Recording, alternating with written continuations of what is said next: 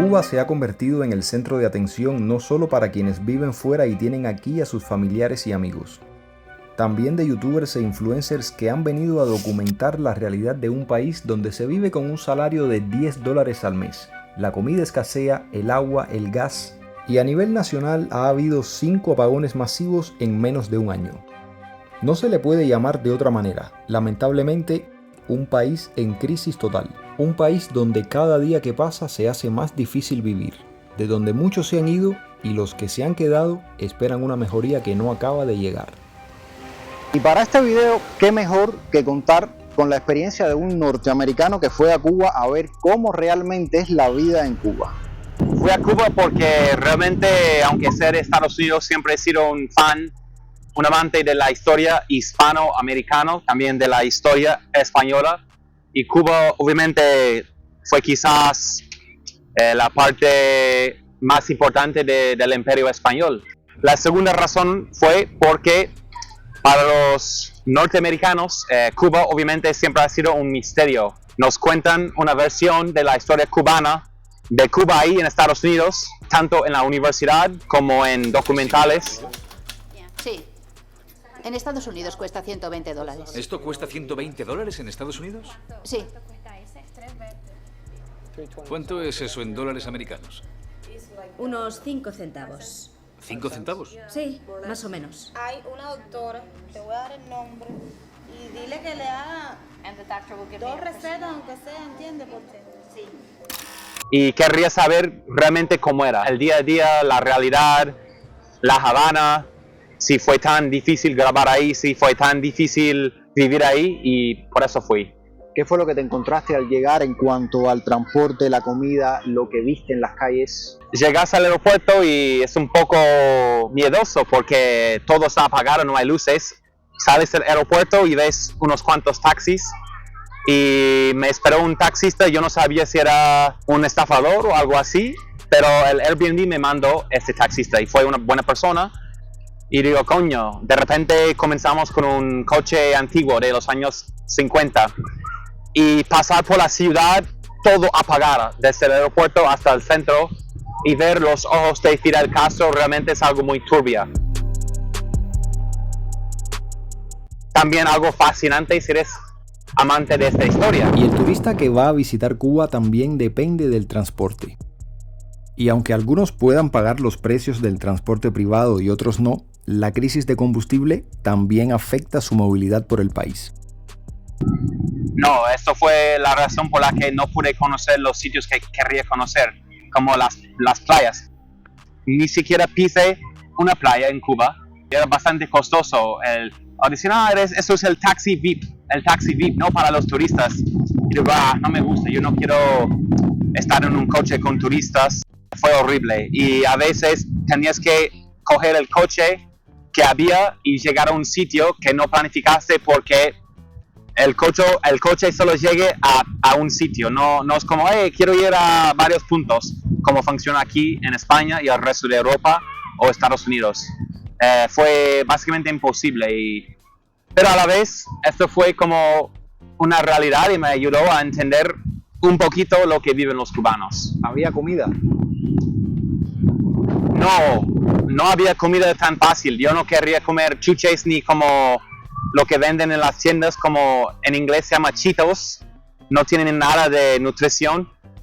O sea que cuando tú ibas a un restaurante, de la carta no siempre había todo lo que estaba en la carta. Había como un cuarto de lo que había en la carta. En la carta. Un cuarto. Las cartas parecían como exquisitos, ¿no? Como tienen de todo, croquetas, pastas, espaguetis, y bueno, al final terminé comiendo solo espaguetis, arroz con frijoles y camarones enchiladas. Y bueno, curiosamente, Jorge, mi sistema digestivo aguantó y me sentí más saludable en Cuba porque estaba haciendo mucho ayuno intermitente y solo comiendo comida natural. No había tanta comida como en cualquier otro país. ¿Qué crees del costo que tiene la vida en Cuba para los cubanos? Porque tú, siendo extranjero, tienes una economía diferente, una economía más sólida. Bueno, la leche imposible, no, y encima leche que una mierda, la verdad, o sea, leche en polvo. Había más cerveza que agua, y a veces yo busqué agua y me querían vender agua no sellada, agua contaminada. Entonces la comida imposible, la gente estresada al buscar la comida, ¿no? Las fruterías, las verdurerías, la carne podrida. Entonces este costo de la vida, yo no sé, yo no puedo comentar del alquiler porque mucha gente vive sin pagar alquiler, creo, en las casas solares. Pero solo hablando de comida, imposible. Porque yo te puedo decir que para comer una ropa vieja y una cerveza me costó como $15. Entonces yo no puedo imaginar cómo es para un cubano. Cuando estabas grabando en la calle, ¿te sentiste vigilado en algún momento? Realmente no. Yo me sentía que fue muy divertido y fácil para grabar. Uno, porque la gente no se da cuenta tanto de qué es YouTube. Solo una vez, cuando fui a un hospital cerca del Parque Central, entré porque quería investigar y hablar con un médico. Y al hacer la pregunta, oye, estoy haciendo videos, ¿puedo grabar aquí?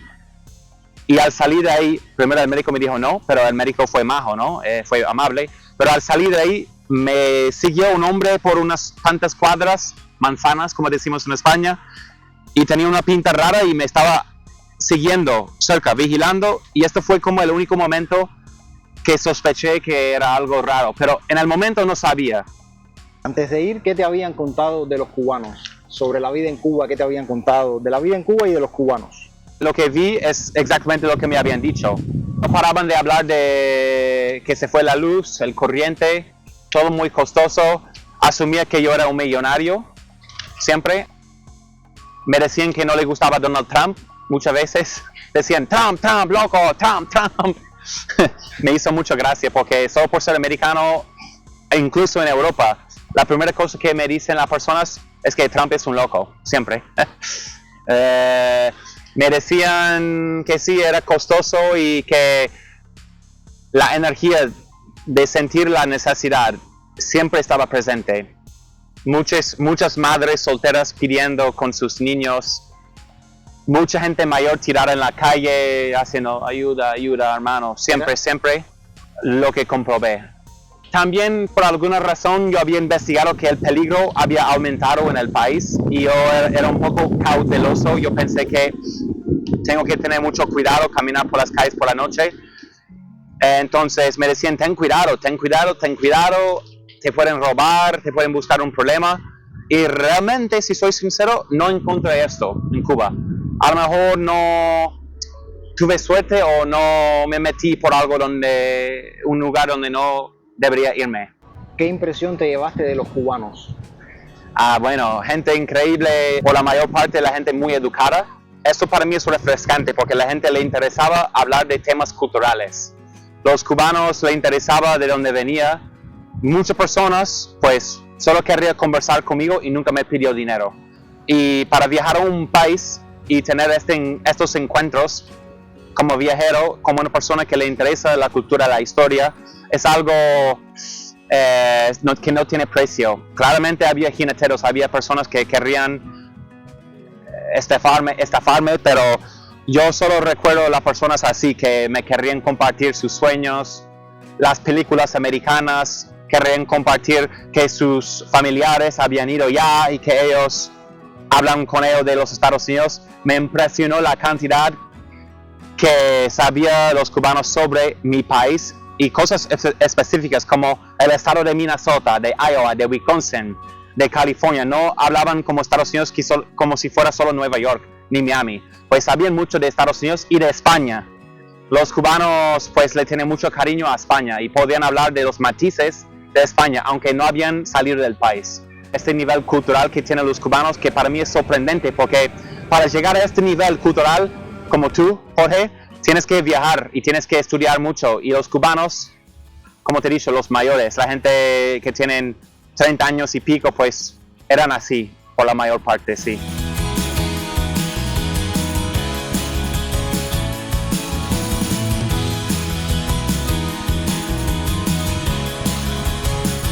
¿Crees que los cubanos saben que fuera de Cuba hay un mundo mejor donde se puede tener una vida mejor? Casi todos, y si no lo dicen, están escondiendo algo o están enchufados y no pueden hablar de esto. Casi todos saben que hay oportunidades o ellos piensan en términos de dinero, como hay oportunidad económica. Yo quise saber qué pensaba la gente fidelista mayor, los mayores que son fidelistas, los que tienen 70, 80 años, que hablaban de los años de Fidel, los años 60, 70, 80, como si fuera la época de oro. Yo quiero saber qué ellos piensan de Estados Unidos, si realmente creen que es mejor y que muchas cosas son mentiras, que alimentan la educación cubana. Yo no sé porque ellos no te cuentan, pero la gente normal, la persona promedio en Cuba te dicen, oye, tu país tiene libertad y es el mejor país del mundo. Sí. Yo grabé unos 7 o 8 videos, temas diferentes. Muchas veces en cámara no me decían que sí, la culpa tiene el bloqueo. Pero fuera de cámara me decían, sabemos la realidad, sabemos que esto es una mentira. O sea, ellos habrían conmigo, obviamente. Y yo como youtuber era mi responsabilidad no exponerles a un peligro. Pero claro, fuera de cámara. Y no te puedo hablar de tantas veces, solo estando ahí, sin grabar. La gente habría conmigo y me decían la verdad.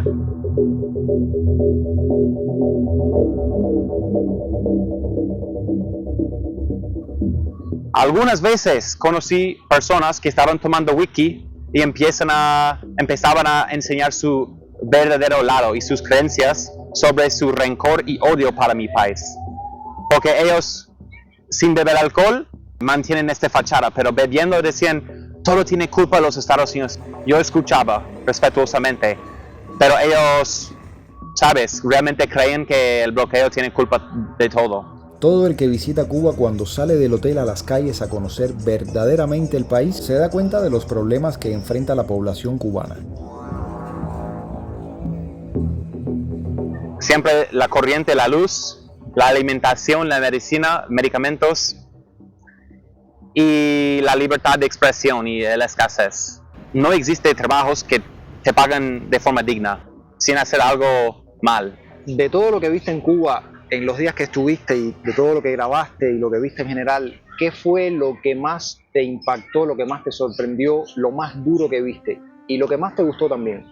Lo que me impactó y sorprendió fue la esencia del cubano, a pesar de todo. Conociendo cientos de cubanos que aún tienen buen corazón, que son sinceras, que son educados, aunque no tengan acceso a una educación o información, que sean buenas personas y no tienen maldad. Cuando tú vas a otros países latinoamericanos y estás grabando o estás conociendo, no te voy a dar ejemplos, pero encuentras personas que te quieren hacer daño solo porque saben que tú eres gringo o que tú tienes dinero o eres de afuera. Hay personas que quieren hacerte daño, que te quieren robar, te quieren quitar la cámara, te quieren decir mentiras, te quieren meter drogas por ser extranjero, porque hay maldad en esos países. En Cuba es lo contrario. No sé la palabra contraria de maldad, bondad. Bondad, sí. Hay bondad. Hospitalidad. Y es hospitalidad, es presente. Es el mejor país que he conocido en el mundo habla hispana, sí. Aparte de España. ¿Qué me impactó, que me puso triste? Pues la cantidad de mayores sufriendo de enfermedades. Sin ayuda. La gente no importa si hay un mayor ahí muriéndose en la calle. Y está un hombre de 80 años vendiendo bolsas a 8 pesos cada bolsa. Y aún tiene optimismo, es optimista. Las personas que tienen heridas abiertas o diabetes o son ciegos, personas ciegas, y siguen luchando, no están quejando de sus debilidades o enfermedades, y saber que si ellos fueron en Estados Unidos o España, que tendrían remedio. Y allá los mayores es el peor país en el mundo, uno de los peores países para ser mayor. Es incomprensible viendo España. Tú ves los mayores aquí con las pensiones, los mayores aquí gozan, salen a comer, tienen medicamentos, son exigentes, quieren doctores, quieren ayúdame, échame un café, son demasiado exigentes. Y saber que ellos viven tan bien y que en Cuba viven en un infierno, te deja como, te da mucho, te genera un odio hacia el régimen, el gobierno cubano, un odio, una tristeza, yo digo, eso no tiene nada que ver con Estados Unidos, esto es, ¿cómo puede ser un gobierno cómo es que hay un gobierno que hace esto a sus ciudadanos? Es incomprensible para mí. ¿Crees que la gente en Estados Unidos entiende lo que realmente pasa en Cuba? No, los estadounidenses, los comunistas, los que quieren ser comunistas, es un cáncer en Estados Unidos. Y esto viene a raíz de las universidades públicas. Ellos realmente creen que todo tiene culpa de los Estados Unidos. Me enfada que piensen así. Y luego hay americanos que no importan porque tenemos nuestros problemas ahí, ellos no se dan cuenta. Porque fíjense que Cuba es algo con una historia larga. Nosotros estamos pensando en Palestina, en Ucrania, en Venezuela, que Venezuela tiene un éxodo más impactante recientemente. Entonces la gente ha olvidado de Cuba, menos los cubanos que viven allá. Incluso los cubanos que viven en Estados Unidos ya no quieren saber más nada de Cuba, a menos que importen. Hay cubanos que dicen yo no quiero ver más nada de mi país, es una mierda, ya no hay esperanza.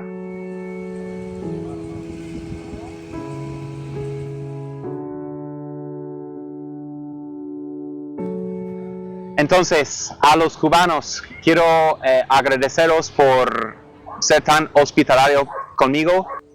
Este país entero es un patrimonio y tiene una potencial brutal y puede ser el mejor país de Hispanoamérica aún, si se arregla.